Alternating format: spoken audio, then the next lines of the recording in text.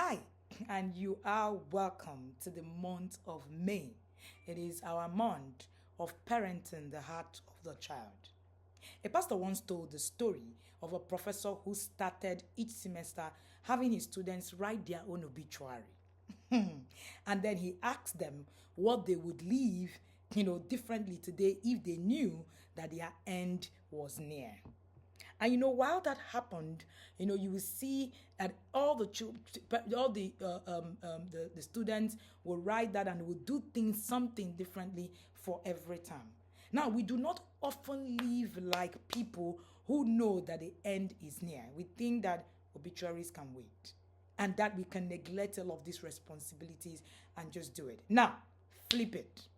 As a parent, one of the things that you do not, usually think about is what is going to happen when I see my 26-year-old walk through that door. So cast your mind back and go and write when you are going to be raising or seeing your 26-year-old, who do you want to see? When you do that, it will affect the steps that you're taking today, even as a parent. This is very, very key, right? That we actually do this. In the month of May, we are looking at parenting the heart of a child. And if we're going to parent the heart of the child, we're talking about the love and how love must be tangible. Sometimes the hardest thing to be is actually to walk through, be still, and be in a place where you are actually thinking through what needs to be done.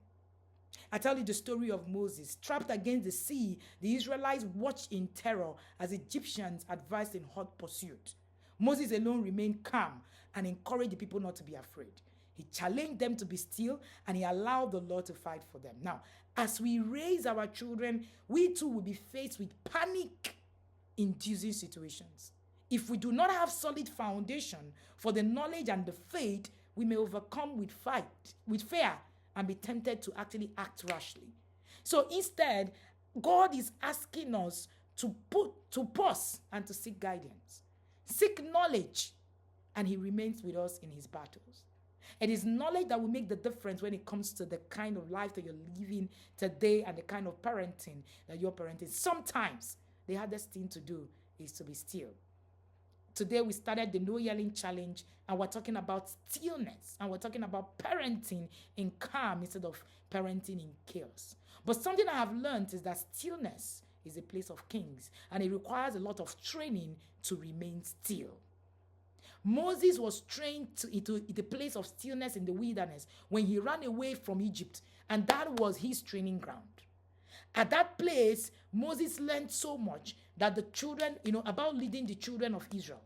Was Moses perfect? No, but he was trained.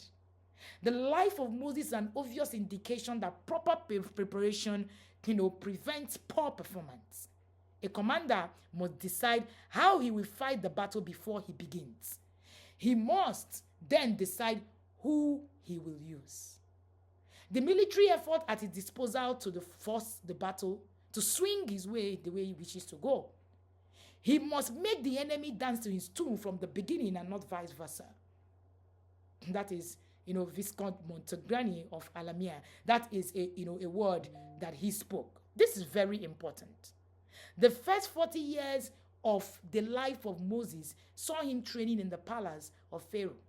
The second 40 years of his life saw him training in the wilderness with Jethro, who happened to be his father-in-law eventually. The last 40 years was now spent leading God's chosen people across Sinai Peninsula. Now, proper preparation is necessary for achievement. The U.S. Air Force usually says that positive pre-planning prevents poor performance. That statement has been known over time to come out in various ways and shape. Poor planning is slapping things together and calling it good. It is to carry out events without proceeds or plans. Most of us are raising children with no plans.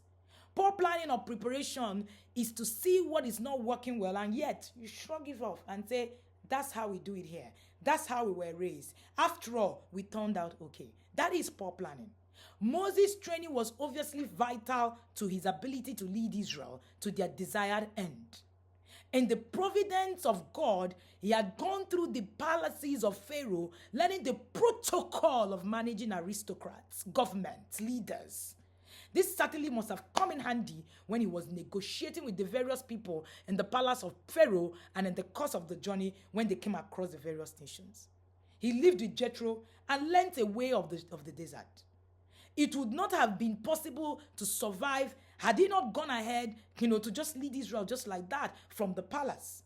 Preparation is the activity of putting or setting in order or in advance an act or a purpose of program. It is the formulation of a program or project that will end up giving a person leverage over those who did the opposite.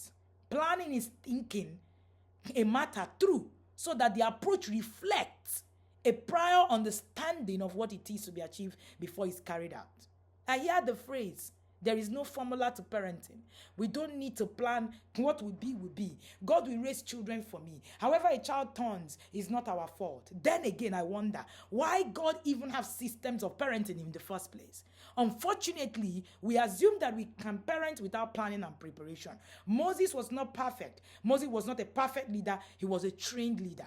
Because leadership doesn't require perfection. It requires training, just like parenting. Just like Moses, parenting doesn't require that you're perfect. It requires that you're trained. Most parents have zero training to be parents. No planning, no preparation. We just wing it. Yet we blame the same children we fail at our parenting responsibilities. When faced with difficult parenting situations, what will save you will be the knowledge you have, the skills you have built. When Moses was faced with difficult situations, the miracles came from his skills, the knowledge and his faith in God. We must learn to seek God guidance, learn, build skills, and commit ourselves in the place of training before we can make success in our journey as parents. What we do in the Inner Circle program of the Academy is to plan, to train, to build parents on this journey.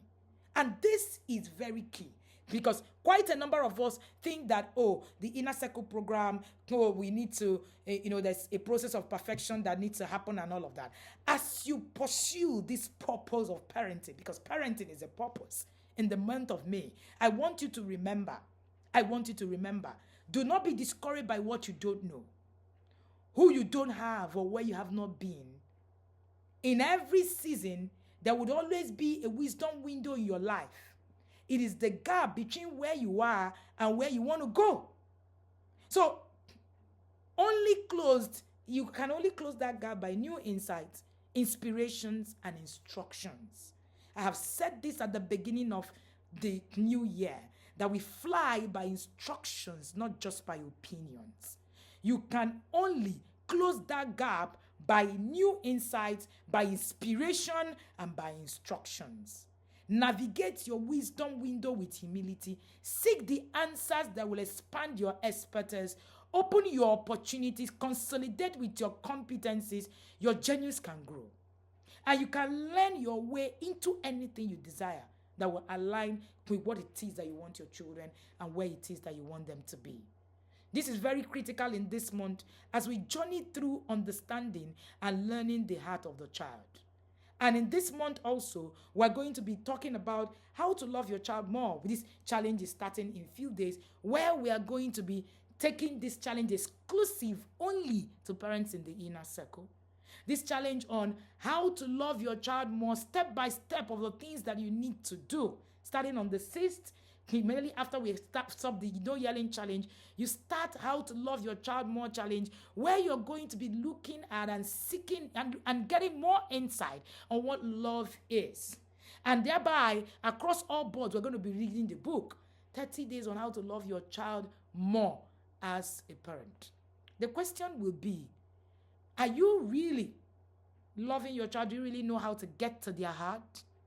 And in this month's curriculum, we're going to be doing the weekly challenge. In the first week, how to love your child more.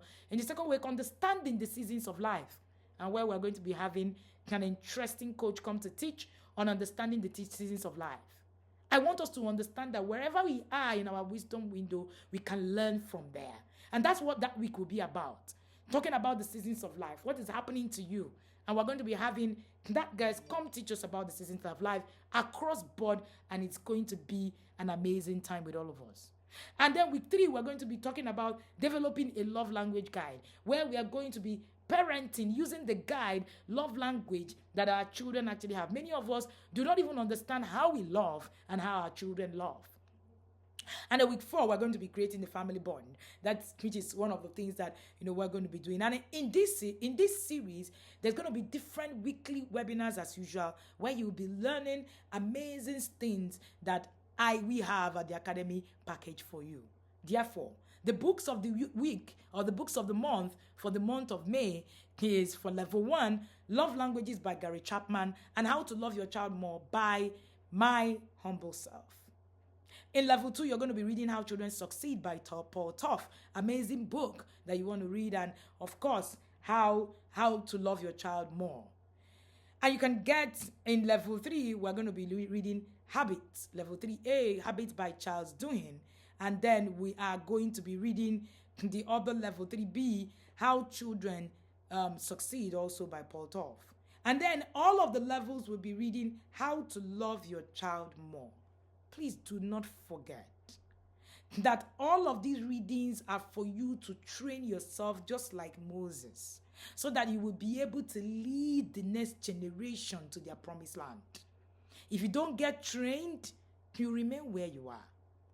I need you to stand up today and ask yourself, am I training myself? Am I grabbing these windows of opportunity to actually move in the things that I need to move on today? I look forward to an amazing month of May with you.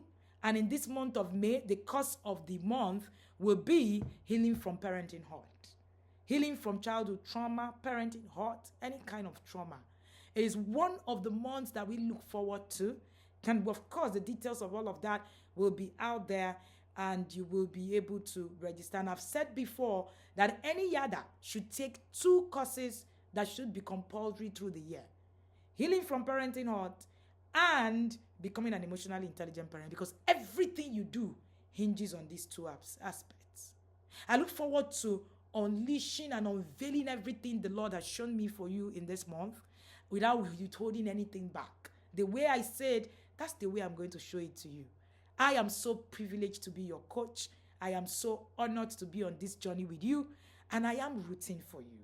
And I'm also here to tell you that whatever it is that you are being through in this month, you think, oh, okay, I have tried this and all of that. Hang in there. That should be the word of the month. Like I told one yard a few days ago, just hang in there. And very soon you will see the glimpse of light. When you do, it's going to change your story. My name is Wendy Ologi, and I'm the founder of the Intentional Parent Academy. See you in the yard in the month of May. Thank you.